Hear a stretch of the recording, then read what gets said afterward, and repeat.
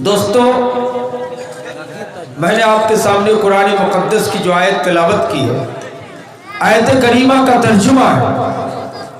اللہ تبارک و تعالی نبی کائنات کو مخاطب ہو کے کہتا ہے، یہ نبی آپ کہہ دیجئے، قل للمؤمنین، مومن مردوں سے، مومن نوجوانوں سے کہہ دیجئے، کیا کہہ دیجئے؟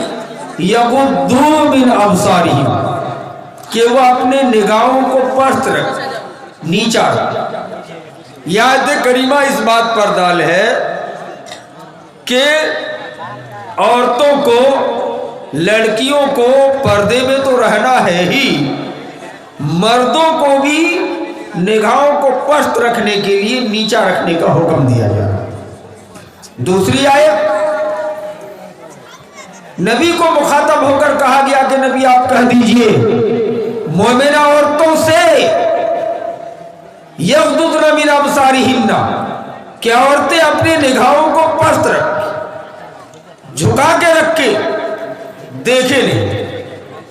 اس ضمن میں حدیث، نبی کائنات صلی اللہ علیہ وسلم اونٹ پہ سوار ہو کے جا رہے ہیں، نبی کے پیچھے حضرت فضل بن عباس رضی اللہ تعالیٰ عنہ نبی کے چچیرے بھائی بیٹھے ہیں، نوجوان ہیں۔ نبی کے سامنے ایک عورت آ جاتی ہے کہ اللہ کے رسول مجھے کچھ مسئلہ پوچھنا ہے، فتویٰ پوچھنا ہے۔ نبی فتوے کا جواب اس عورت کو دے رہے ہیں، لیکن نبی صلی اللہ علیہ وسلم حضرت فضل بن عباس جو ان کے چچیرے بھائی ہیں، ان کے نگاہوں کو دیکھ رہے ہیں کہ اس لڑکی کی طرف، اس عورت کی طرف یہ ٹکٹکی لگا کے دیکھ رہے ہیں۔ تو نبی کائنات فتوے کا جواب دے رہے ہیں اور حضرت فضل بن عباس کے گردن پہ ہاتھ رکھ کے موڑ دے رہے ہیں، یعنی دوسری طرف منہ کو پھیر دیے اور کہا فضل تیرے لیے جائز نہیں ہے کہ کسی اجنبی عورت کو ٹکٹکی لگا کے دیکھتے رہ جاؤ اور یا اس کو بار بار گھور گھور کے دیکھو۔ اس حدیث سے بھی ثابت ہوا کہ مردوں کے لیے بھی جائز نہیں ہے کہ کسی اجنبیہ کو دیکھنے کی کوشش کرے یا گھور گھور کے دیکھے یا بار بار دیکھے۔ میں یہ بات اس لیے کہہ رہا ہوں کہ شام ہی سے یہ چرچا ہے اور آج 10 روز سے ہر موبائل اور ہر ٹی وی چینل میں ایک چیز کا چرچا ہے کہ عائشہ عائشہ عائشہ۔ دوستو، یہ جو جہیز کی لعنت پیش آئی، یہ ہماری بھی کوتاہی کی بنیاد ہے، ہماری آپ کی کوتاہی نہیں ہے۔ اللہ نے قرآن میں کہہ دیا کہ وَلِلذَّكَرِ مِثْلُ حَظِّ الْأُنثَيَيْنِ، بیٹی کو بیٹا کا آدھا حصہ دینا پڑے گا، یعنی اگر بیٹا کو 1 بیگھہ زمین آپ حصے میں دے رہے ہیں تو بیٹی کو 10 کٹھا دینا ہوگا۔ گھڑاری میں، ڈی میں، جس میں مکان بنا رہے ہیں، اگر بیٹا کو 2 کٹھا کر کے حصہ ملا ہے تو 1 کٹھا بیٹی کو بھی دینا ہوگا یا اس کی قیمت دینی ہوگی، نہیں تو آپ اللہ کے دربار میں پکڑے جائیں گے، پاس نہیں ہو پائیں گے۔ حتیٰ کہ آپ نے اگر بیٹا کو 2 پکا کا روم گھر میں بنا دیا ہے تو آپ کو بیٹی کو بھی 1 روم کا پیسہ بھیجوانا ہوگا۔ کہیں گے مولانا یہ تو سنے نہیں ہے، ہم لوگ جانتے ہیں کہ زمین میں حصہ دینا چاہیے، لیکن گھراری میں، مکان میں، حتیٰ کہ بینک بیلنس، اگر پیسہ بینک میں جمع ہے، کوئی بھی پیسہ ہو، آپ کا جو آمدنی میں سے آیا ہے، آپ کو چاہیے کہ اگر 2 لاکھ ہے تو 1-1 لاکھ اگر بیٹا کو حصہ دے رہے ہیں تو بیٹی کو 50-50 ہزار کر کے دلوانا، نہیں تو آپ مومن نہیں۔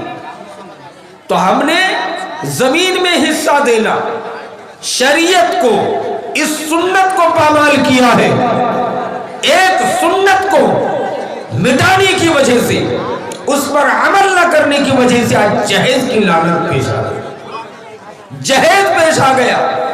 جہیز کی تلے دب کر عائشہ نامی عورت، عائشہ نامی لڑکی کا پیغام آج پوری دنیا میں دیا جا رہا ہے، حالانکہ وہ جو کام کی ہے، خودکشی کی بات ہے، یہ غلط ہے۔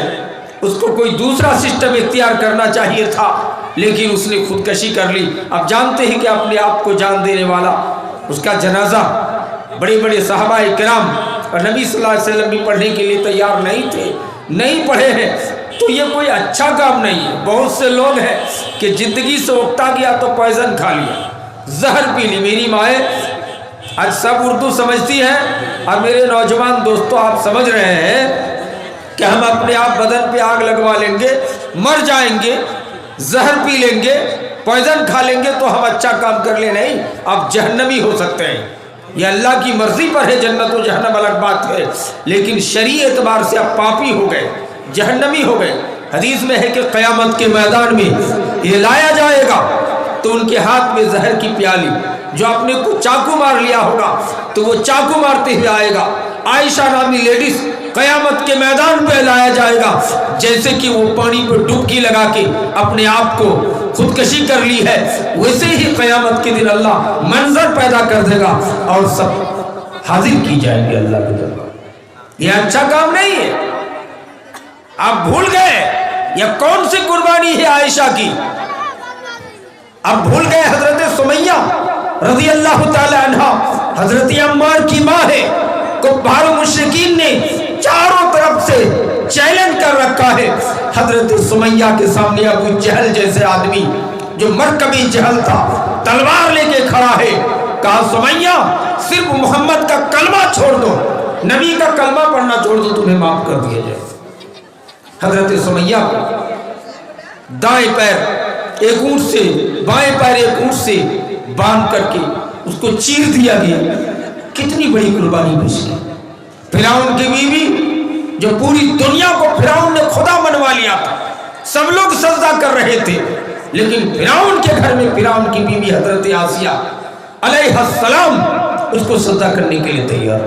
یہ فرعون تھا کہ عورتوں حضرت آسیہ کے دائیں بائیں ہاتھ میں کیل ٹھوک دیا، تلوار لے کے کھڑا ہو گیا کہ پوری دنیا میری پوجا، میری عبادت کر رہی ہے، مجھ کو مان رہی ہے، اب تم میری بیوی ہو کہ میرا سجدہ نہیں کر رہی ہو، کیا بات؟ حضرت آسیہ نے کہا کہ تو میرا شوہر ہے، شوہر کے حد تک میں آپ کی خدمت کر سکتی ہوں، لیکن تم اللہ نہیں ہو سکتے ہو، یہ ماننے کے لیے تیار نہیں۔ جب ان کو اذیت تکلیف دینے لگا فرعون تو حضرت آسیہ نے کہا تھا کہ اللہ وہ جنت جس کے لالچ میں آج میں اس پر قائم ہوں، یا اللہ وہ جنت کیسا محل ہے ذرا دکھا دے۔ پوری دنیا کی تاریخ میں یہ فرعون کی بیوی حضرت عائشہ حضرت آسیہ ہے جن کو دنیا میں جنت دکھایا گیا۔ میرے بھائیوں دوستو، آج ہم کدھر چل رہے ہیں؟ رٹ تو لگا رہے ہیں کہ جہاد کی بغاوت کرو، لیکن جا کدھر رہے ہیں؟ ایک زمانہ تھا کہ بیٹیوں کو عزت دینے کا کام مذہب اسلام نے کیا ہے، آج بھی ہے۔ ایک زمانہ تھا کہ لڑکی کو زندہ پیدا ہوتے ہی زندہ گاڑ دیا جاتا تھا، قتل کر دیا جاتا تھا، معیوب سمجھا جاتا تھا۔ عورتوں کو جب حیض و نفاس کا خون آتا تو ان کو باہر میں رکھا جاتا تھا، ان کو گھر میں رہنے نہیں دیا جاتا تھا۔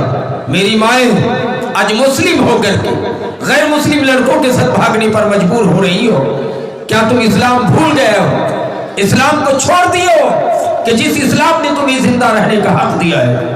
دنیا کا کوئی دھرم نہیں جس نے اسلام کو اسلام جیسا حق دیا ہو۔ آپ جانتے ہیں ہندو دھرم کی بھی کتابوں میں لکھا ہے کہ جس عورت کا شوہر ہسبینڈ مر جائے وہ منحوسہ عورت ہے، اس لیے اس کو بھی شوہر کے ساتھ جلا دینا چاہیے۔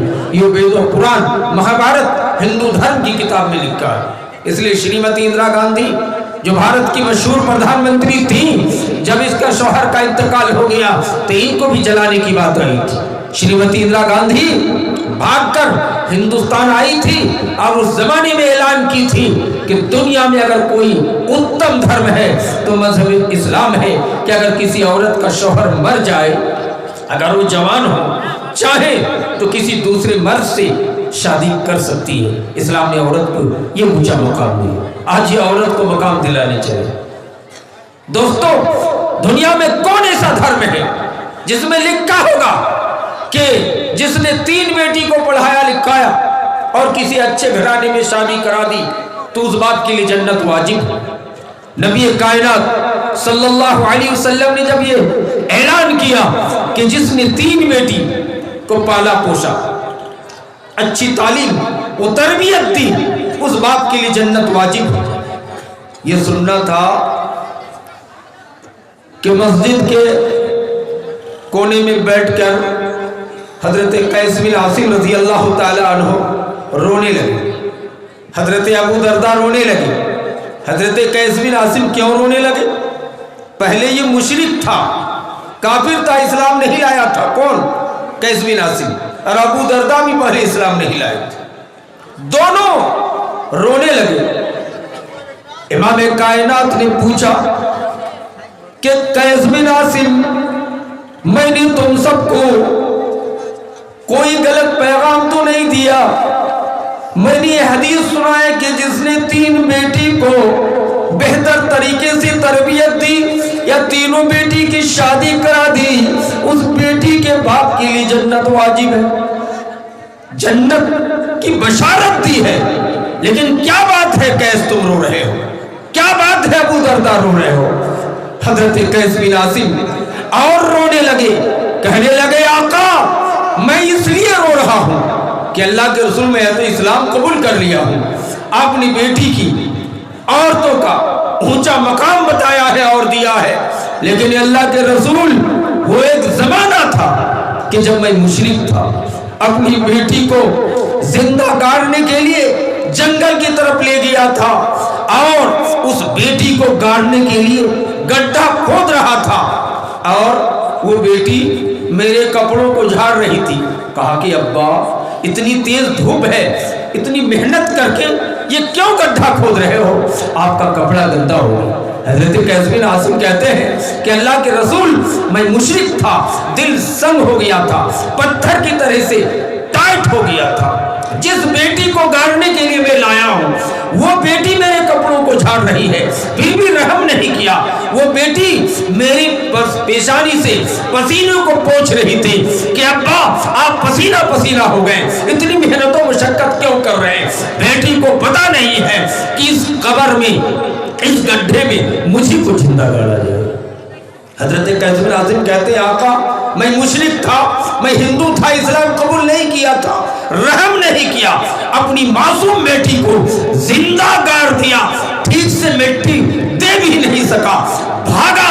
وہ بیٹی کی آواز آ رہی تھی، چیخ رہی تھی، یا باتا اے میرے ابا کیوں مجھ کو چھوڑ کے جا رہے ہو؟ مجھے چھوڑ تو زندہ کسی دوسری دنیا میں بھیک مانگ کر کھاؤں گی، تمہیں باپ نہیں کہوں گی۔ پھر بھی قیس بن عاصم کہتے ہیں مجھے شرک کا اتنا زیادہ غلبہ تھا کہ اللہ کے رسول میں رحم نہیں کیا، بیٹی کو زندہ گاڑ کے چلا آیا تھا۔ لگتا ہے حضور کہ آج بھی میرے کانوں میں میری بیٹی کی چیخ و پکار کی آواز ابھی بھی آ رہی ہے۔ اللہ مجھ کو معاف کرے گا کہ نہیں، میں اسلام ابھی قبول کر چکا ہوں۔ آج عائشہ کی قربانی دیکھنے چلے ہو دوستو، بزرگوں آپ بھول گئے؟ حضرت ابو درداء سے پوچھا آپ کیوں رو رہے ہیں؟ حضرت ابو درداء نے کہا اللہ کے رسول میں اپنی بیٹی کو زندہ کنویں میں گرا دیا تھا، پتھر مار رہا تھا، بیٹی چیخ رہی تھی، چلا رہی تھی کہ کیا وجہ ہے، کون سا ظلم کیا ہوں کہ مجھ کو مار رہے ہو؟ چھوڑ دو، میں کسی دوسری دنیا میں بھیک مانگ کر کھاؤں گی، اس دیش میں بھی رہوں گی نہیں، لیکن مجھ کو زندہ چھوڑ دو۔ ابو درداء کہتے اللہ کے رسول میں بھی اس وقت مشرک تھا، ہندو تھا، رحم نہیں کیا، اس بیٹی کو پتھر مار مار کے میں نے سنسار کر دیا۔ دوستو یہی ابو درداء اسلام قبول کرنے کے بعد، ابو درداء کے خاندان بہت خوبصورت خاندان تھے۔ ابو درداء کی دوسری بیٹی جو اسلام کی حالت میں تھی اور بہت خوبصورت تھی، حضرت امیر معاویہ رضی اللہ تعالی عنہ، جو حضرت یزید کے والد محترم ہیں، یزید کے چھوٹے بھائی کے لیے امیر معاویہ تشریف لائے۔ کہا ابو درداء میں آپ کے گھر میں نکاح کا پیغام